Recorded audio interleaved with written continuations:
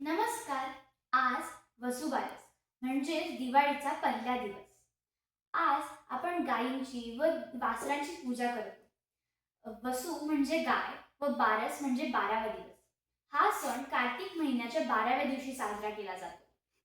ह्यामागची कथा अशी आहे की वत्स नावाचे अत्यंत ज्ञानी व निष्ठावंत ऋषी होते. त्यांच्याकडे ज्ञान, साधना, शांतता हे सर्व असूनही ते दुःखी होते, कारण त्यांना मूल नव्हते. एके दिवशी ते नदीकाठी ध्यानाला बसले. तेव्हा एका वटवृक्षाखाली त्यांनी एक गाय व तिचे गोंडस वासरू पाहिले. वासरू आपल्या आईच्या अंगाखांद्यावर खेळत होते व गाय प्रेमाने त्याच्या कपाळावरून जीभ फिरवत होती. हे दृश्य पाहून ऋषी वत्स यांना जाणीव झाली की गाय ही फक्त एक दूध देणारा प्राणी नाही, तर एक मातृस्वरूप देवी आहे, एक आई आहे.